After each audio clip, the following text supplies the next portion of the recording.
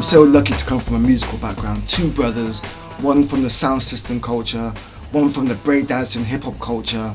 They used to come back from whatever events were going on in St. Paul's, whether they was down at the St. Paul's Carnival or whether they were up at Notting Hill Carnival. And it was always going to be a part of my DNA, just being brought up around two older brothers who were out there living, breathing, eating the music and the culture of what was going on back in the 1980s. Yeah, so my main influences are again my family. You know, my mum came from Jamaica with my dad. They brought like a whole batch of 7-inch vinyls with them. We used to play them on rotation, Christmas, and you know, just pretty much every day. Back in the day, we just had like black and white TV, so it was either, you know, rubbish radio or it was playing these 7-inches. And you know, my family background, you know, we had a great musical heritage, and as well as that, you know, I'm lucky enough to have been brought up in an era where there were some great producers around.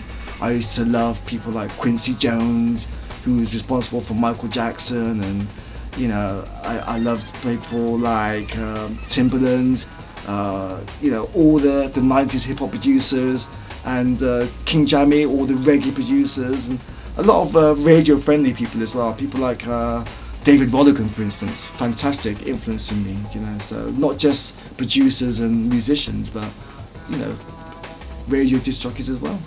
Ooh, my favourite project to work on, and undoubtedly it has to be working with Crust, working with Dynamite, Onally, Clive Deemer, Cy John, DJ Sub, DJ Die, and all come together as Reprazent with Dynamite at the helm.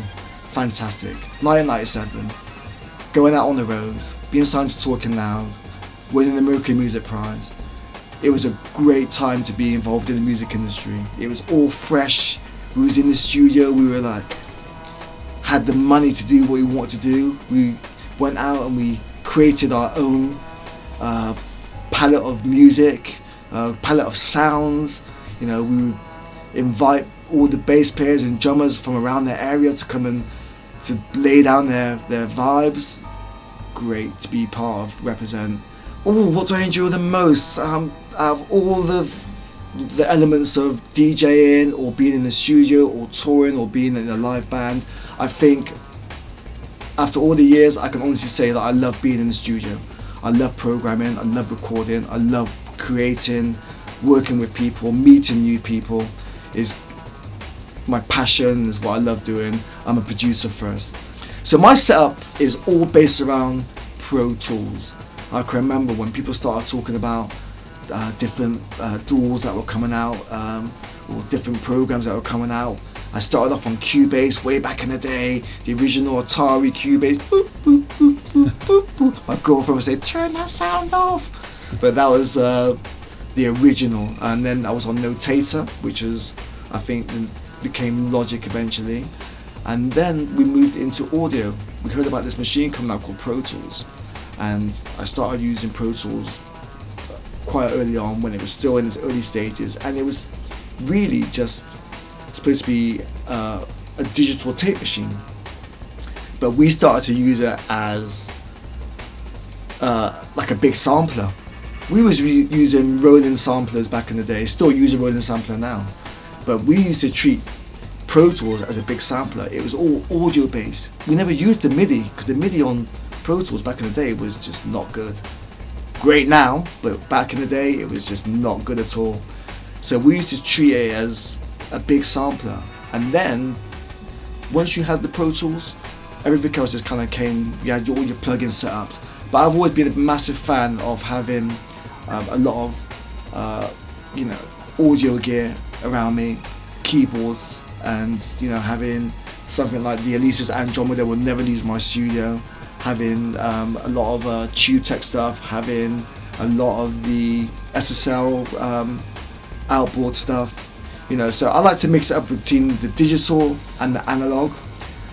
Well, with my hardware synths, you know, you go through phases, and back in the day I used to have like a room full of like drum machines, SP1200, Akai's, lots of keyboards, like you know, too many to even think about. you know, but they're all still in my ceiling. I keep them upstairs, but there's one machine that I would always keep out, and that is the Andromeda, the Elysis, which is a great machine. It's got more buttons on it than a donkey's jacket, whatever that may be. The best thing about Concept is the simplicity, being able to drag and drop all your different elements straight into this middle panel. You have this simple panel in the middle, and there's 4 panels which you can select to do what you want to do. And then once you open up a panel, you have the options of being able to drag and drop your detunes, your cutoff, your resonance frequencies, your saturations, your reverbs, all these little elements that you have in these labels. Just simply just drag and drop, and that just makes everything work so simple. XY capture is really cool. The best way for me to use it, if I want to send the reverb that moves around.